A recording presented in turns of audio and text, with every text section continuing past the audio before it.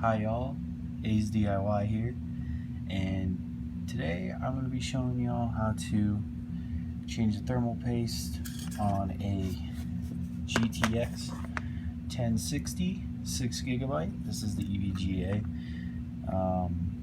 This is just one of my older cards and I was messing around with it, noticed it was getting a little higher temperatures, so we're going to go ahead and show you how to replace the thermal paste. So normally on these, you get a little overwhelmed by all the screws and stuff that are typically around here.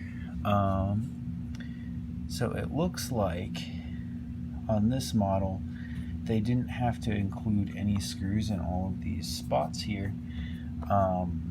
So some of them will be full of screws around here and some of them will just have this, I guess.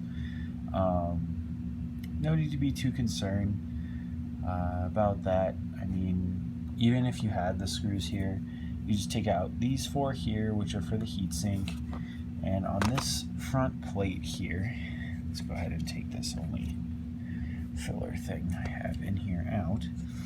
There are three screws here, one here, one here, and one here, and you can kind of see that a little better from that angle. So, sorry I don't have the iPhone 11 to record today. It's pretty full on storage, so I figured instead of having a choppy, messed up video, I'm just gonna do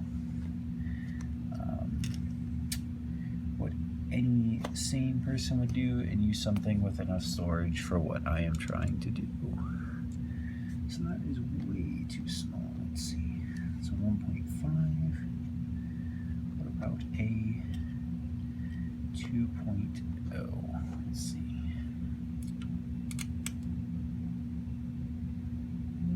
That's still looking a little loose. So, let's see here. I have some of these screwdrivers from my garage. I don't quite know what size they are.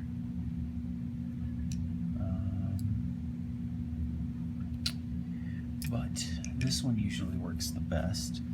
I don't know what size it is though, which isn't super helpful, but I believe it is a #1 Phillips head. So let's go ahead and start taking these apart. And to save my screws, I typically will put them in the same order I took them out behind. So it's not very, it's not a very good idea to be doing this on carpet, as static can damage your device, but I have never seemed to have a problem here because I have a humidifier. So I'm not gonna worry about that too much. So we got those four out and it's already looking like it wants to come off. So on this side here, we're going to go ahead and take these screws out. It's kind of hard to show the camera, but you can see I'm just taking them out. Oop. Don't want to lose a screw there. So these ones are kind of small, so I'm going to do them, put them in order kind of off on the side there. So remember, the front is the top and the back is the bottom. So, sorry, I'm going to take these out off camera here. So here it's a little bit easier when I have it sitting in my lap and not outstretch my arms all the way, you know what I mean? So far so good. Have those three out. Here are these top three. And we have a 5mm socket or something. I don't quite know the sizes on these smaller things. I'm more better with the sizes on, you know, bigger sockets for cars. But I didn't even need a tool to break these loose. I just kind of take the So I'm gonna break it loose here.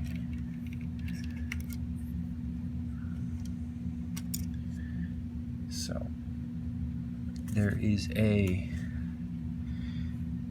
few screws here, this one and this one. It's looking like this one has a nut on the back, on the back here, and we may just be able to take out this front one and allow it to swing forward so we can do what we need to do. Take this front one out, maybe. Oh, there's another nut on the bottom of this one too, but I could just hold it in place with my finger and unscrew. So you can kind of see there it has a nut to go with the screw there. So that was just in the bottom there. You should be able to loosen this back one just slightly, and that should allow us to actually open this plate like this, and we can remove and separate the body from the heatsink. So there's a couple plugs on here, probably for transferring power to the LEDs on the front here underneath the GeForce GTX logo, and probably the other one is for the fans. So we have one right here, which we might be able to get just by using our finger here. Maybe. Oop, that was not pleasant. Okay, well, we don't want to mess it up, so let's maybe side to side here. There's not a whole lot of room in there to have your hands. Well, maybe we'll leave this side for now and go ahead and take a look at the opposite side. Okay. So that one has quite a bit bigger of a connector on it, on the bottom there. So we're going to see if we can get this smaller one off so we can get access to the bigger one, because I do not have a small pair of needle nose at the moment. So here.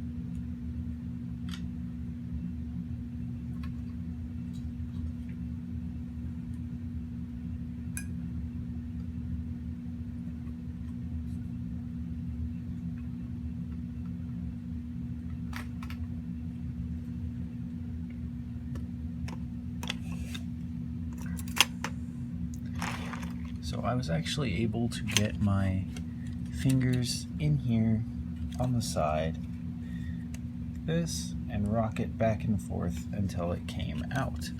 So you don't necessarily need needle nose for this, but it will definitely make your job a little easier. So right now, this is what we have here. Let's see if I can get my camera to come down here. This is what we have so far. This thermal paste actually doesn't look too bad. It looks like it's starting to get a little bit hard, but for the most part, it does not look too bad. But I have some 70% isopropyl rubbing alcohol here. So we are going to use a paper towel, and we have some Q-tips here to clean up the dye. The dye is the piece on the actual chip. So let's go ahead and we can just make sure there's no stress on your cable in the back here.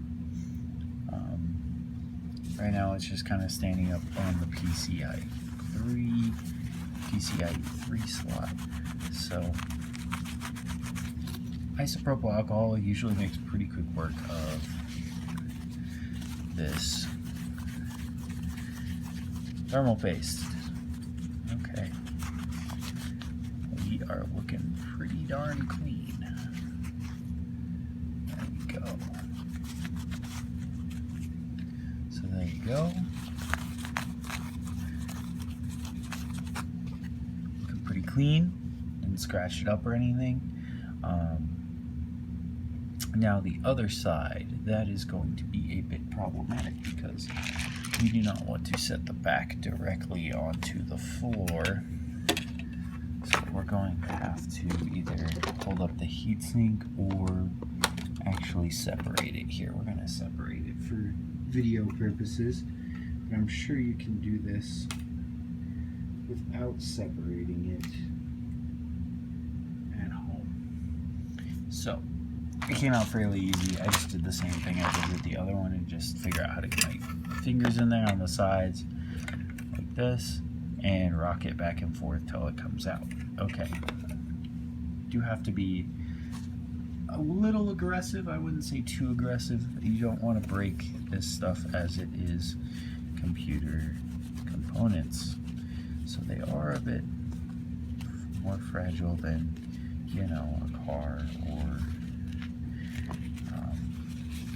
some other things you have around that you normally work on. So it's looking like here, let's see. So we got most of the stuff off the top of the die here, but as you can see, there's some on the sides that will probably just not want to come out. So what I like to do is, oop, I spilled a little bit there. That's okay, I think. So get some isopropyl rubbing alcohol, and we go around the edges of the die, getting as much out as we can of the thermal paste.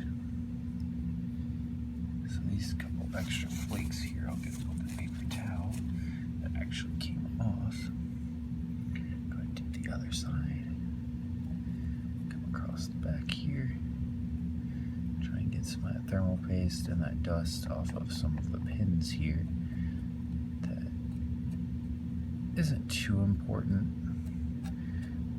but we do want to leave it pretty clean.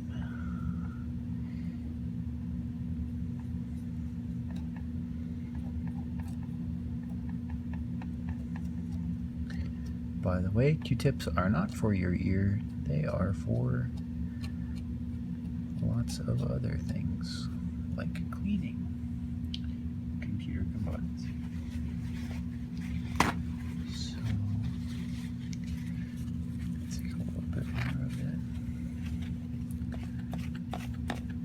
I I know I'm using a lot of isopropyl rubbing alcohol right now, but I am a little tired, so you have to excuse that a little bit. Let's see how we are looking here. Actually, I didn't spill any that I had left.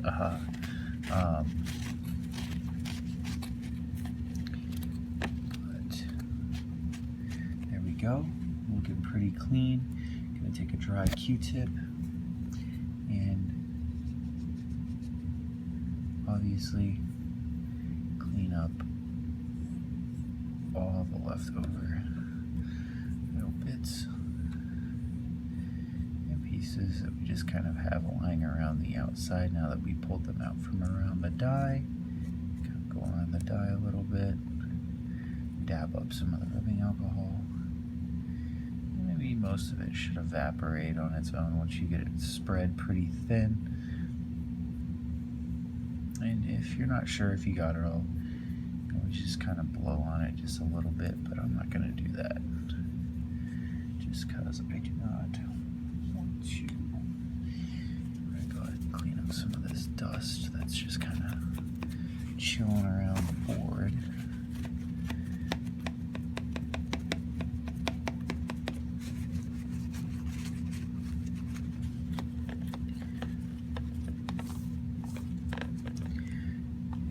Cleaning all this up will definitely make my PC a little happier.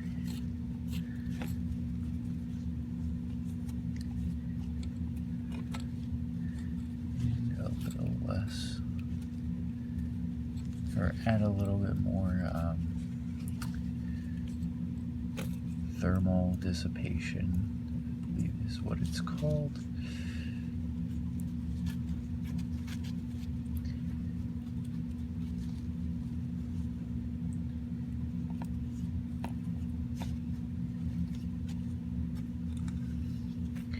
So what's interesting to me is it does not look like there are any thermal pads on this whatsoever, and that there is only thermal paste. So I don't know why that is, or if it was designed to be that way, but this is a model I got from Micro Center, and I believe it is the SSC model. So they call it like super overclocked or something. I'm not quite sure. I don't have the original box for this, I do not believe. So you have to bear with me on that. Okie dokie. So far that is looking pretty darn clean. Let's go ahead and bring the chip up to the camera.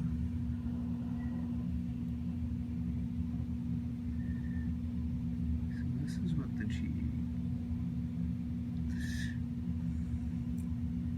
the die looks like up close. You can see my exact specific model of GPU here. Not a super big deal, but can be helpful information. So yeah, let's go ahead and get the thermal paste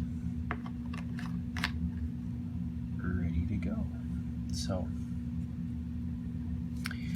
actually, it's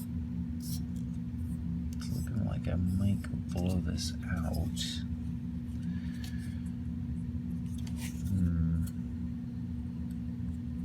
Some hard thermal paste in there. You know, it's always good when they leave you extra thermal paste on your plastic components.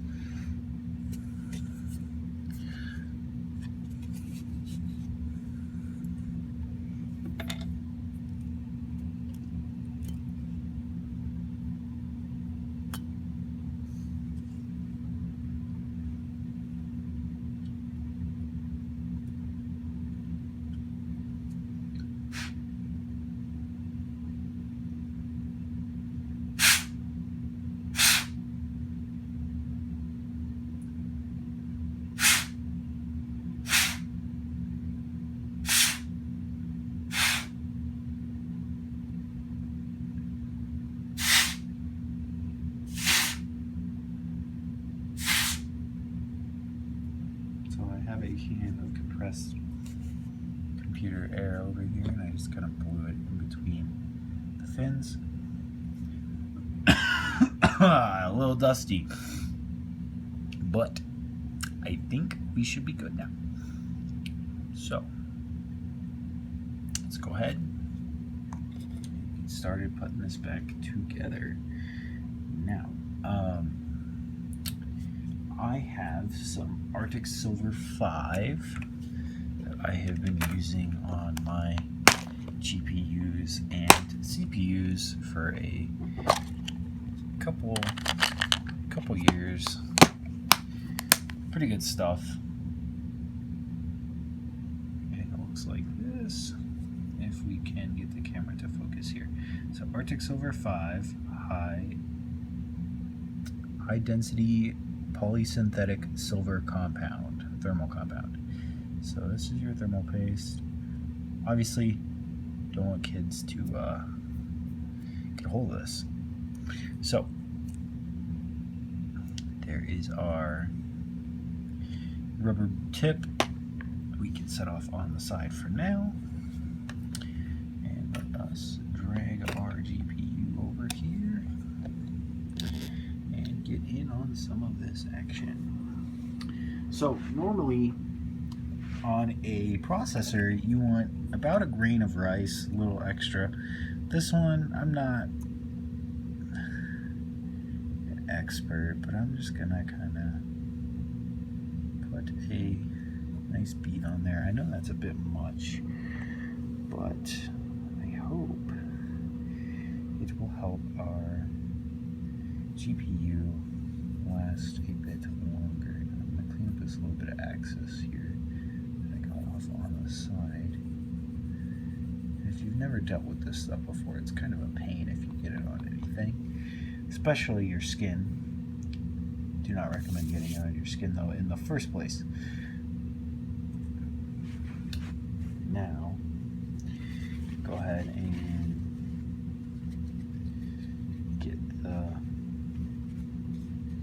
see if I can get the heatsink ready here for get it ready for putting it back on here. Now I did accidentally touch the copper heatsink there. I'm just going to rub it down with some rubbing alcohol again real quick, and we can go ahead and put it back on.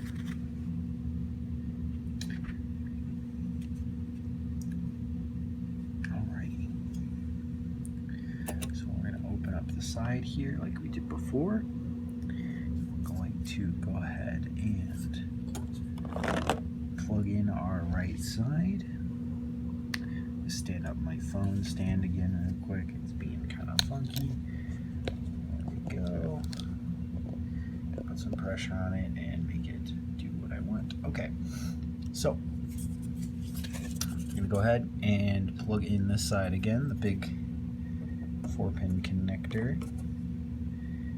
Just gonna go ahead and wiggle it on down. Boom. Going to go ahead and do the other side as well before we push down.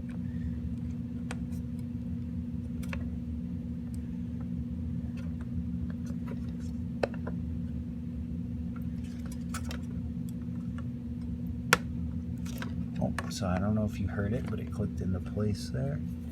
And the bottom one just kind of pressed in, and you can feel it. Just go by the feel of it. So we're going to put our heatsink, we're going to set it down and kind of keep pressure on it, you know, and we're going to line up the back. Wasn't too far off of the holes there. So we line up the holes, and we're going to start and go in a crisscross pattern for even pressure here on our GPU. So I always like to tighten it just a little bit, just to kind of get it started. So we have a little bit of flexibility here before it gets too tight.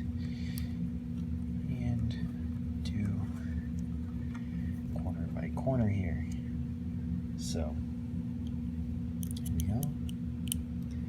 Now this video is getting kind of long here. I'm trying to wrap it up pretty quick, but I hope this kind of helped.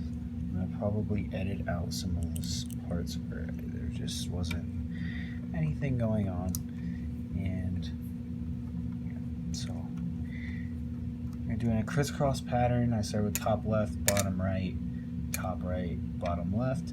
You can kind of do this any way you want, top right, bottom left, you know, you start at the bottom, go to the top, whatever you want to do. But now I'm just going to go ahead and tighten them, make sure they are nice and snug there. So there's one, there's two, there is three, and there is four.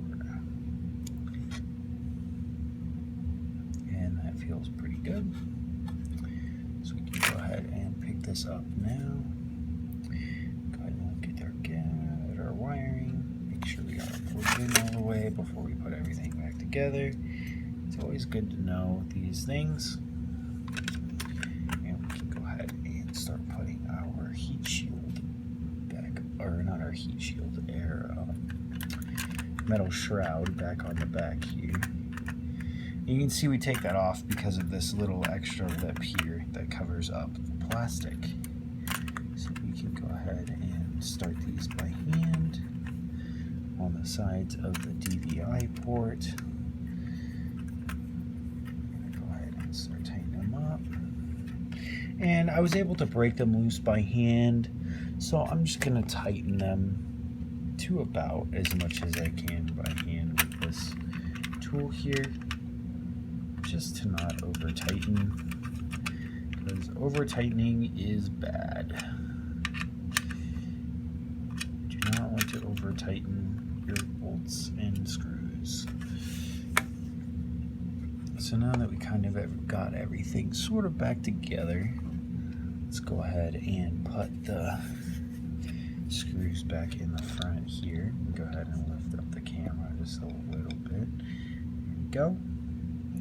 And we said we were going back to front, so I'm going to go ahead and try and line these up here. Well, you're not going to be able to see. That is not fun. So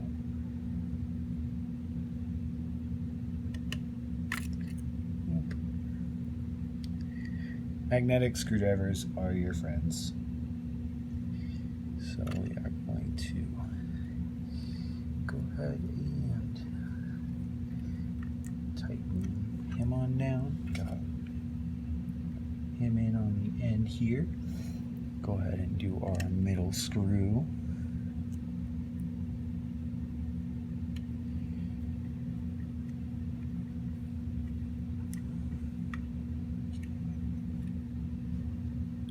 And our third and final screw.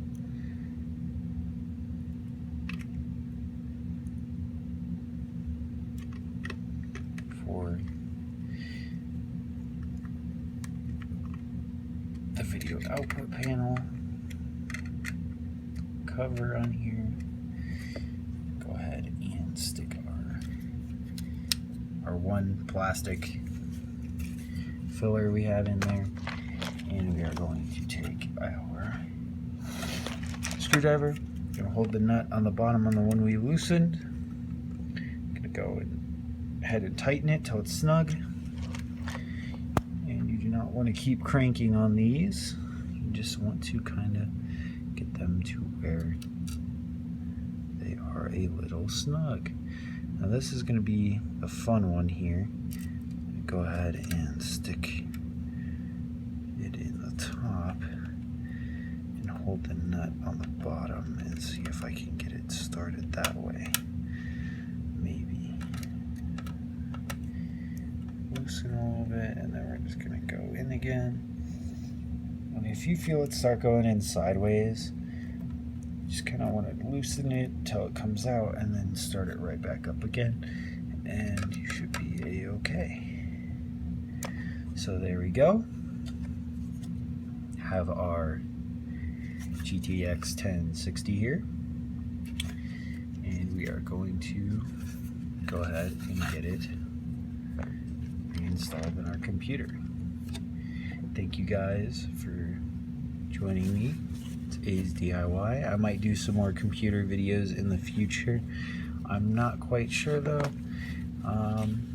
The F-150, I had some issues recording 2000 F-150, so I had some issues there, so I did not get hardly any footage of the transmission reinstall on that. So the video I have up now is the only video I'm going to have of that, unless I do something else in the future, which I'm planning on doing valve cover gaskets and maybe some shocks or something. We'll see. But yeah, I mean, it's pretty much all you guys. That's all we needed to do today. Let me make sure I get my tools put away here. So this is just the kit I used. It's a fairly cheap electronics kit, but just having your number 5 there, you can kind of see maybe. There you go. Number 5 there has a couple Torx and things, and yeah, has a suction cup here for like phones and a SIM card remover and some picks for, you know, taking stuff apart pretty easy. So just gonna put all those back together. Folds up, has a magnet. There you go. You want to find it yourself. But anyways, thank you guys. This is A's DIY.